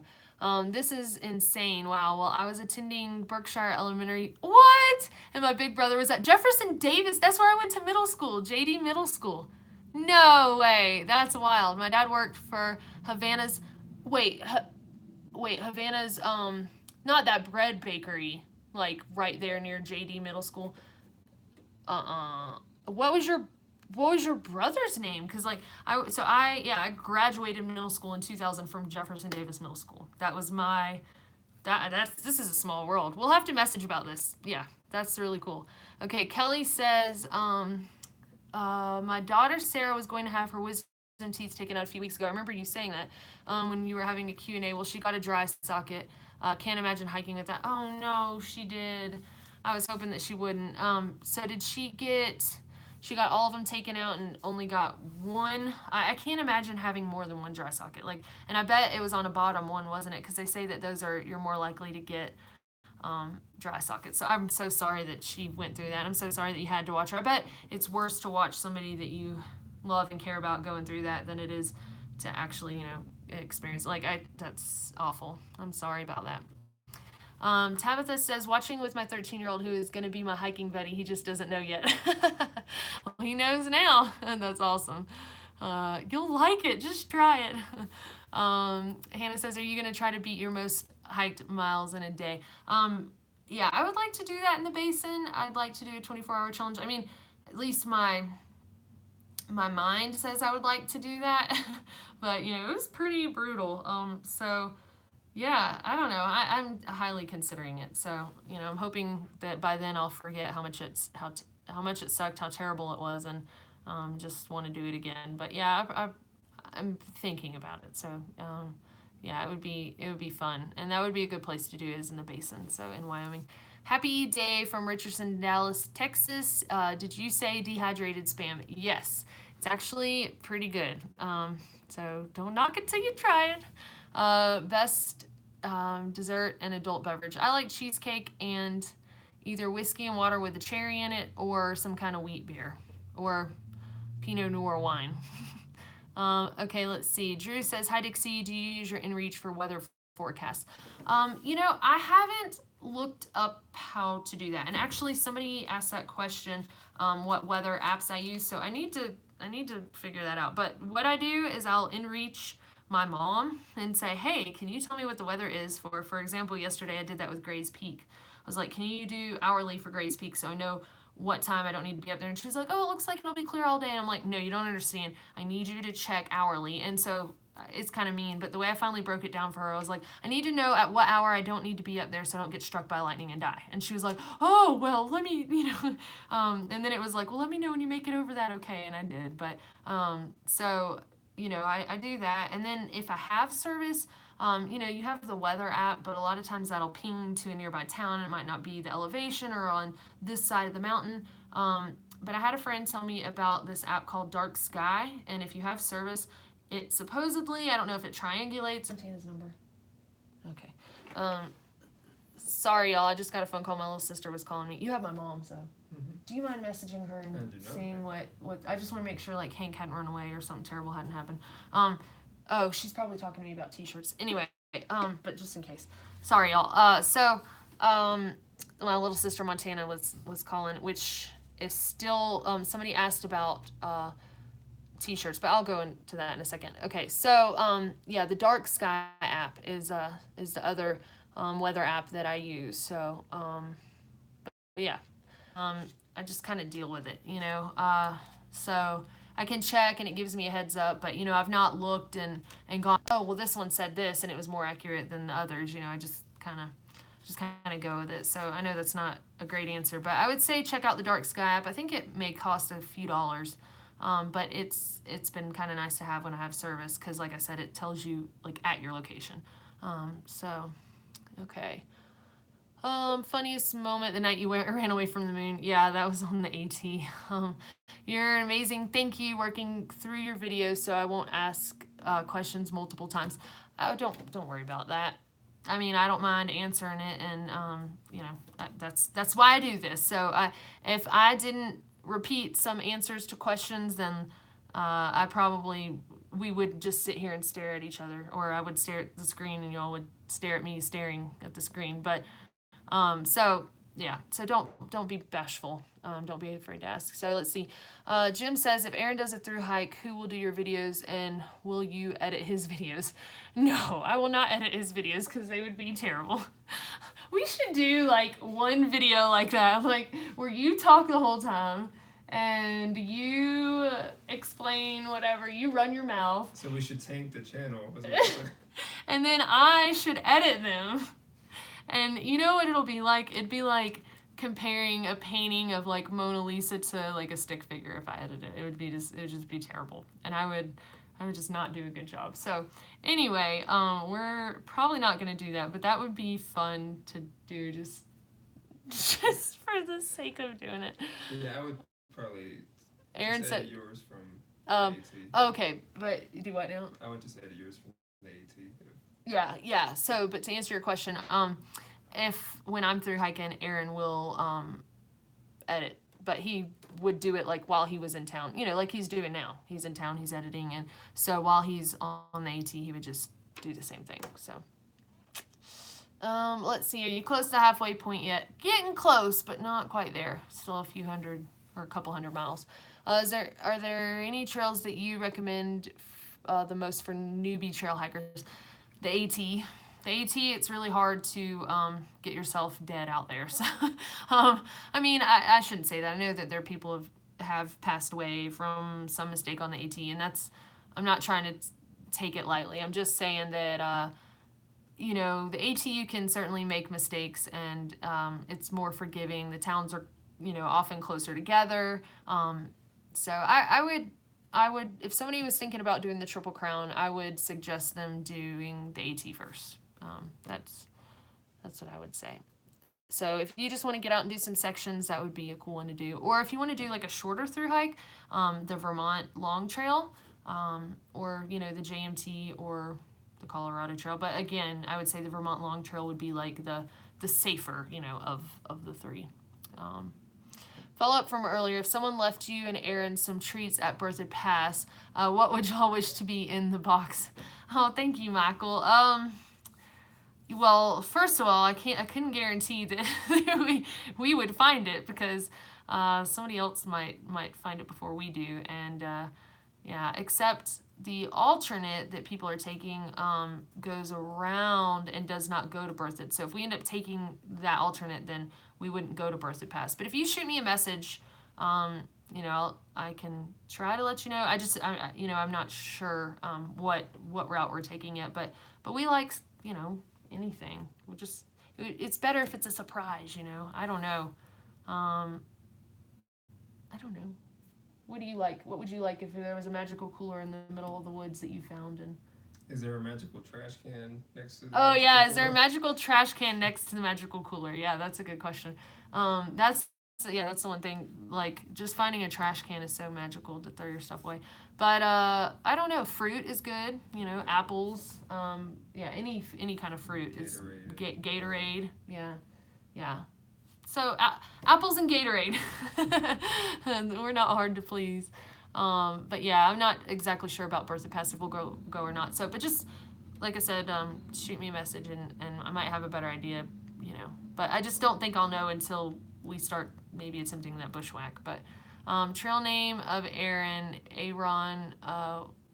That's what I call him is Aaron. So I don't know. I don't know. Aaron and his trail names just haven't been like peas and carrots. They ain't stuck together. But let's see. Ann says, haha, I'm never knocking spam. Just curious about the dehydrated part. Did you dehydrate it yourself? Mac and cheese with spam is one of my favorite trail foods. Okay, all right. You're like, oh, I'm not hating on spam. Yeah, no, Ben, which is one of the patrons, he actually dehydrated it. And I want to say that, well, I know that he had it wrapped in paper towels to try to blot some of the grease, but yeah, it was pretty good. And I mean, I like spam just how it is, but something about the dehydrated part, like the texture of it, I liked it. It was good, and you know, it's lighter, of course. So, but yeah, I didn't do it myself. I'm not sure what dehydrator he used or how long or anything like that. So I feel like somebody else has had to have done it, you know, online, but I don't know. But yeah, if I get more of a recipe from him, then I'll let you know. Let's see. Jim says, Dixie, have you tried powered peanut butter? I have not. Oh, powdered. I'm sorry. Yeah, powdered peanut butter. I haven't. I've heard of it, but no, I've never tried it. I mean, I guess with it being lighter weight, that might be nice. But it just seems like for me, it'd be a pain to deal with. But maybe you have a easy way of doing it. I'm gonna write that down about the spam and just see like how long he did it for, and then I'll share that if he's willing to share it with me. What are you planning to do to celebrate after completing the Triple Crown? I'm gonna take a shower. I'm gonna take a long shower, and in the shower, I want to have a coffee and I don't know if it would be a beer. It'd probably be a beer and some good music playing, and like after that shower, a massage from a masseuse. That would be really great.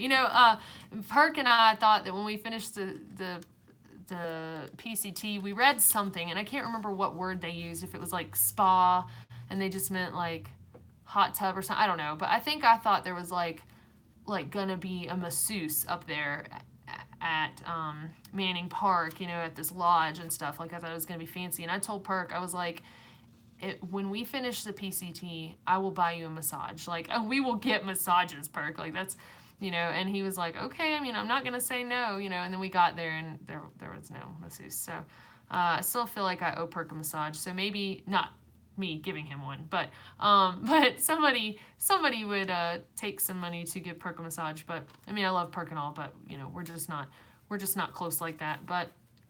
Um, but anyway, so yeah, maybe I'll get a massage. That would be really nice. I don't know though. I think just relax a little bit, Go home and hug my dogs or something. But yeah, that's a good question. I guess I should start thinking about that. Okay. The fat is removed in powdered peanut butter as well as the water. Yeah, I guess it would have to be. So, it seems like maybe you'd have to add some olive oil to it or something too. And I don't know. It just seems kind of like a little bit of a hassle to me, but maybe I'm just lazy. And it's hard to find some of that stuff, in the smaller towns. But okay, so I got a few questions here from folks who couldn't make it. Somebody was asking about the ultras, and did it take you several miles of adjustment period to get used to zero drop? Because in case you didn't know, the ultras do have zero drop, so a lot of shoes will drop from like the heel to the toe, and so they have zero drop. Now, a lot of folks might experience, according to Ultra, like feeling pain in their calves, and they do say that some people take time to get used to that and adjusted to it. Myself personally, I have worn the same insoles, Dr. Scholl's for plantar fasciitis, so I do have, some other kind of support. I don't use their insoles. They say that you can slowly transition, and, I could take those out and rotate out with the insoles that come with it, and, probably get used to it. And they say, my plantar fasciitis issues should, be fine and whatever. I just haven't done that yet. If it's not broke, don't try to fix it kind of thing. So it's working for me, what I do. So I just kind of keep going with it. But it is normal to have that experience. And then also, like going back to other shoes after using these, does it feel awkward? Not really. I mean, it certainly doesn't feel as supported. But I could wear a pair of flip flops tomorrow and be happy about it. So, but I could see, I guess, where that might be an issue. I think it would be more of an issue if you were trying to like run and hike again in different shoes that weren't zero drop. But as far as just day to day stuff, I don't know, maybe. But I've never really noticed that. Girls' shoes are just uncomfortable to me anyway. If it's not flip flops, like so, the cute flats and the high heels and the wedges and all that, none of those are comfortable. Like especially after you wear some big old clod hoppers like this that are all foamy and whatever. Yeah, going back to that stuff doesn't feel good to me. But and I think my feet were used to being tortured in that way before, and now they're used to being tortured into beating them to death by walking. So but yeah, so I think that would be normal. So if you're experiencing that, then I wouldn't say that was necessarily bad, but I don't know, everybody's feet are different. So let's see. This was from a lady who said she was going on her first day hike this weekend um, with her son, I believe, and said she can't do boots, but that she got some trail runners. And the way that she worded it was she is a woman of girth. So she says that she's overweight, and so boots weren't going to work, but trail runners is what she went with. And so uh, personally myself, I think trail runners. I love trail runners way better than boots. I won't ever do boots again unless for some reason what I'm doing it's necessary. And just hiking, on the weekend is not for me. Now some people do need the ankle support, probably. But anyway, so you got trail runners. And then she says, since rain is in the forecast, how do you dry your shoes after being out in the rain? And for myself, I just set them out in the sun, like set them out on the porch where they're not gonna be in your house stinking, and set them out in the sun. Now, if it's gonna continue to rain for several days and you don't want them to get all gross and mildewy, then I'd bring them in, put a fan on them, But they'll be fine. And I mean, you could, if you don't want them being too gross and stinky, you could always when you get back, hose them off so they get your foot funk out of there. You could wash your insoles if you wanted to, but I mean, they're just stinking trail runners anyway, so it doesn't really matter. But and I mean, you can just let them air dry normal, but they'll go faster in the sun and probably not smell as bad. So because otherwise they might get that mildewy. And then you can always put powder in them, make them smell better, deodorize them a little bit. But I think that's awesome that y'all are going on your first day hike this weekend. So congratulations on that, and the fact that you're willing to brave the rain. And she said that the video showing kamikaze on like who can't hike the AT. I don't know if y'all have seen the video, but there was a girl who was, I believe she was 250 pounds when she started, and her goal was to be 150 when she finished, or it was 230 and 130, something like that. But when I met her, she had already lost 50 pounds, and she was in Pennsylvania. So, she said that seeing that video, helped her feel like she could do it too. And you can do it. It's walking. If you can breathe and you can walk, even if you got to go slow, to do it, you can do it. So I'm glad that you're getting out there and that you're not letting that be an excuse to hold you back from getting outside and enjoying nature with your child. So that's awesome. So props to you for that. And I hope that y'all have a great time despite the rain. But bad days, Aaron and I were talking about that the other day. Bad days make good memories, and I've said that before. So okay, so let's see. Looks as if Silverthorn alternate is common. So glad that you're doing that you chose to do the Gray's Peak, and that is true. That's what I was talking about. Silverthorn alternate cuts off Gray's Peak, so I didn't want to cut that off. So where did you start and stop before and after Gray's? So we started probably like I think it was 8 miles from the top of Gray's, and then we got down to I-70 and came to town. And since most people normally access Gray's Peak from I-70, and I will tell y'all that. So I said it was a nightmare, coming down that spine. Kind of, it wasn't, that terrible, but like it was kind of sketchy a little bit, coming from Mount Edwards to Gray's Peak. So if you're local and you're going from I-70 to Gray's, you're not gonna have to do that. So it's much better trail, and it won't be like scary or feeling like you're gonna fall down and die or anything like that. So yeah, most people do come up. So did I see much traffic going up the opposite way, the way I came from? And no, we saw some people at Argentine Pass, which is on the way up the CDT way to Gray's Peak. But they were in vehicles, and they're like, you walked from down there, you're crazy. And we're like, yeah, we know. But didn't really see that many people. I'd heard that Gray's was crowded. But as soon as that storm rolled in, I'm sure everybody cleared out. Because when we got up there, there were only two other people, and they were through hikers. So, and had come the way we went. But, okay, so let's see here. Are you staying warm at night? Lloyd asked.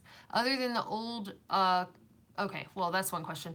Yes, so with my 10-degree bag and my puffy and all that, I am. There have been a couple of nights where I had to put on my rain gear also, but most of the time the 10-degree bag has been pretty nice.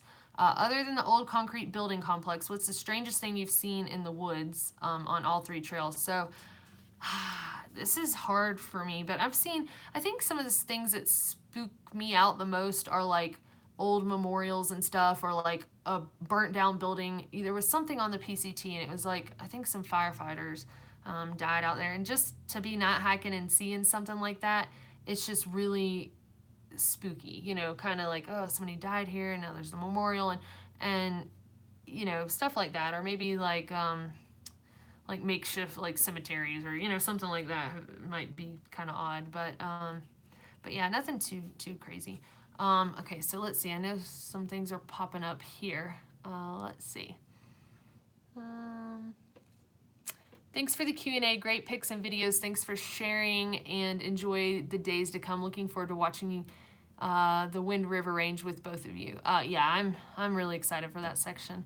So thank you, and thank you for tuning in. Yeah, I noticed that we're kind of dropping out here. I guess we've been on now for an hour and 40 minutes. So yeah, I'm surprised that y'all have held on this long listening to me ramble. But yeah, I've just got these questions for the folks who couldn't be here that I want to make sure I cover. So okay, let's see. I'll look into massage therapists for you, Dixie, Perk, and Aaron in the area when you're finishing deep tissue with hot stones. Yeah, that would be incredible. Jeanette said, "Are you doing anything to prevent altitude elevation sickness with the 14,000 peak?" No, we didn't. But we've been at 10 to 12,000 pretty much since I got back on trail from graduation. So for a month, before we climbed that peak. So it really wasn't too bad. Did you think? I mean, it was bad, like hard to breathe, but it wasn't like. And I stayed conscious the whole time. Yeah, Aaron says he So stayed conscious the whole time, so that was good. But yeah, it really wasn't. It wasn't that bad. But we've been here, a while at this elevation. So, love the Q and A's. Thank you, Fred. Jim says, Dixie, you and Aaron could do double or nothing on your race. Yeah.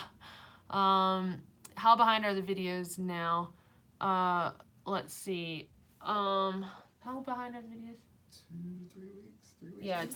2 to 3 weeks or so. Um, okay, so let's see. Um, Notice your new sun hat. What brand is it, and do you like it? Okay, so the one that I had is what was that? Dead bus. Oh, Swiss. Oh, Swiss something. I can't even remember now. I got it from Walmart though. And then the one that I have now is pretty similar to it, and I got it at Target. So the one from Walmart had a thing that dropped down in the back and kind of covered the neck, so that was nice. Okay, let's see. If I can remember what that is though, I'll let you know. It was Swiss gear maybe, or something like that. Okay, so let's see. Relationship status. If you don't mind sharing, how do you make it work being away for long periods of time? So, okay, so yes, it can be difficult, but the good part is that he's a through hiker, so he gets most of the time. We have our moments, right? But that when you get to town, there are things to be done. So there's laundry, and you got to shower, and you got to find a place to stay, and you got to resupply, and there are just things that come up, or hitching in. Like sometimes people run errands with you in the vehicle, and all that. So most of the time, at least he gets that because he's done the AT and the PCT. And if y'all don't know, he y'all may have seen his book, Lost on the Appalachian Trail, and so he also, when he gets to towns, he's like doing work, whether he keeps like a really detailed blog, so he knows kind of the whole shebang. But I mean, we just talk a lot. It's been helpful having the in reach, so I can let him know, I'm still alive today or whatever. And last year he was actually on a trail at the same time I was, so that was kind of cool because and actually more times than not we were able to both have service at the same time while we were in town, or somebody would get service on trail while the other was in town, and so anyway, I don't know. I think a lot of it is communicating, letting each other know what's going on, but it is hard, just like any other long distance relationship, and you don't always have service, so you can't always talk. But again, I think the fact that he backpacks definitely helps, and you know, I think jealousy, in general, I'm not a very jealous person, and he isn't either. So I think that that helps a lot. I think, I've seen a lot of people who have had significant others on trail, and they have certainly, spent a lot of time fighting about, oh, you're hiking around girls, you're hiking around guys, and all that. And, so that could be very difficult to deal with. But if you want to know more about that, you can message me, if you're worried about that or something, something that you're gonna, have to deal with. So, but yeah, you just do the best you can, just like any other time. So, let's see. Okay. And I want to say that is all of the questions that I had. Nope, here's one. Sorry. Love the look of your latest video, especially the new shallower depth of field in several shots. What camera does Aaron use? So thank you. And yeah, that was Aaron shooting that, because I know you said, I assume it's Aaron because you're in the shot. So yes, that was Aaron. And he has a Sony A7S. And he also uses like it's a crane. Yes. Is what it's called. It's basically a gimbal for that big old camera. I So had that when we got off trail. yeah, he got this when we got off trail. So before it was like, Got it in Chama, yeah. well, yeah, he got it in Chama. So before it was like, you know, nature shots or whatever. One time, like, he used my head to balance it to get a bird flying off a limb or whatever, but or with a tripod, like he'll use a tripod. But now he's got this guy right here. So yeah, that's why he was following me down the trail with this. So I usually use the iPhone with a different. but yeah, he usually uses the iPhone with a different gimbal. So yeah, that's that. And then the last question that I have from somebody. Oh no, it's not. Sorry, almost last. Okay, somebody says, "Love your logo, and did you design it?" And wanted to know about T-shirts. And so I did not design it. Actually, a girl who I knew from the AT designed it. So, but I looked at it and I was like, I want it to be something outdoors, yada yada. And I kind of gave her some guidelines, and she did it. And then T-shirts. Yeah, I know I know y'all asked me about that, and I have been talking to Montana some. She is working on some things. She actually called in the middle of this, and I think it was probably about that. So, okay. And then, what's the weirdest, most uncomfortable hitch that you've had? Like maybe a ride you've turned down, or so the strangest hitch I ever had, and I did not include it in the videos because this is one out of literally probably hundreds of hitches I've had. So it was a guy who was going, it was into Lake Isabella, and I had dibs with me. And basically he ended up telling us a whole lot of his personal life that wasn't necessary to share with somebody you've known for like 5 minutes that you're just giving a hitch to.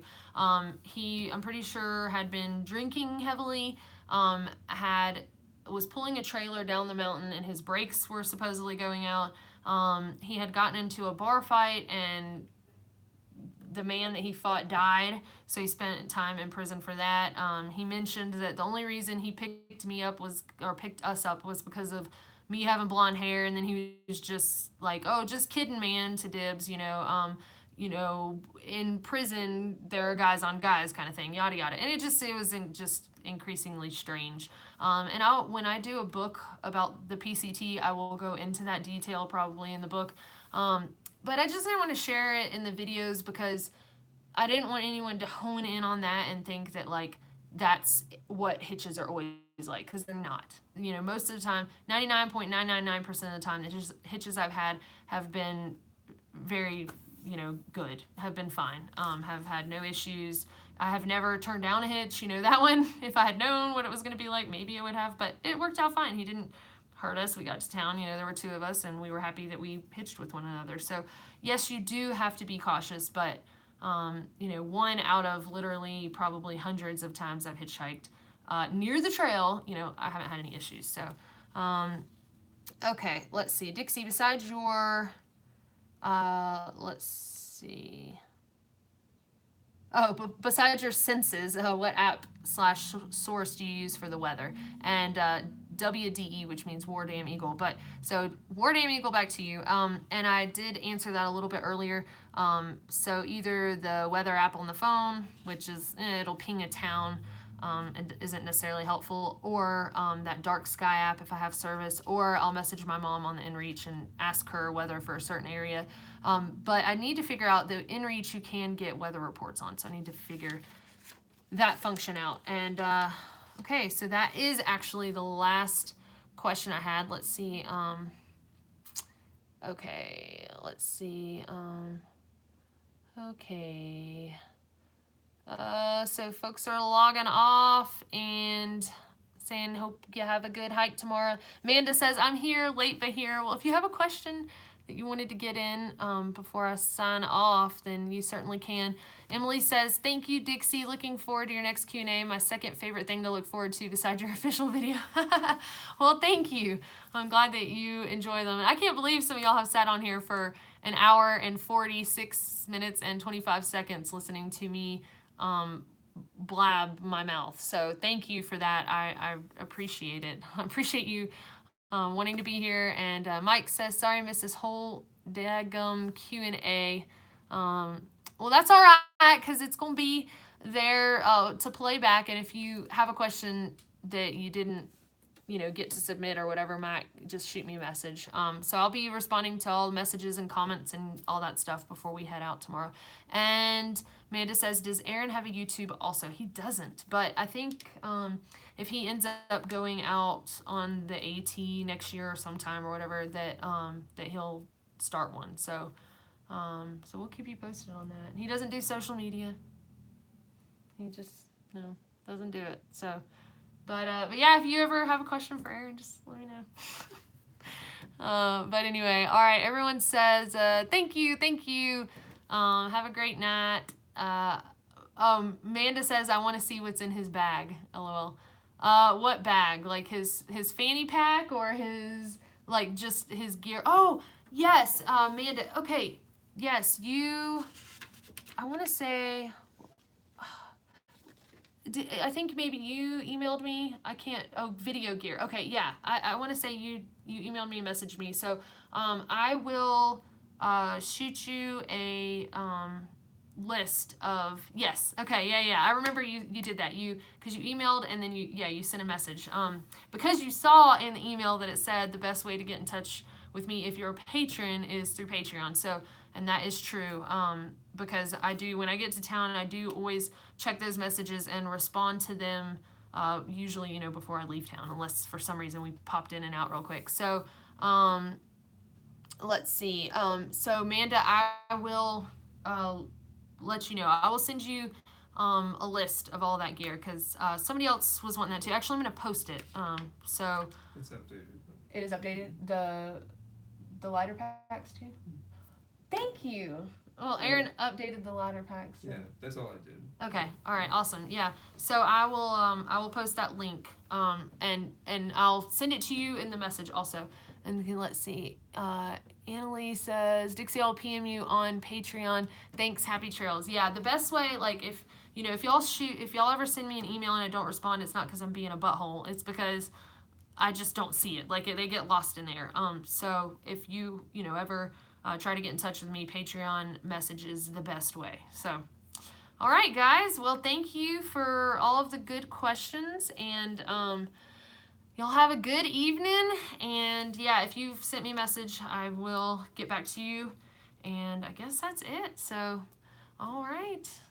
Keith says bye. Thanks, Dixie. Stay safe. Amanda says thank you. Awesome. All right, y'all. Well, I hope everyone had a good 4th of July. I didn't even say that before, but I hope you did. And And I guess, you know, Friday's tomorrow, so that's get to start the weekend not long after the break for the 4th. So anyway, all right, well, I will talk to y'all soon. I will let you know as soon as I can when the next Q&A will be, you know, just be dependent upon towns and how fast we hike. So anyway, all right, y'all, thank you so much for tuning in, and we'll see you next time.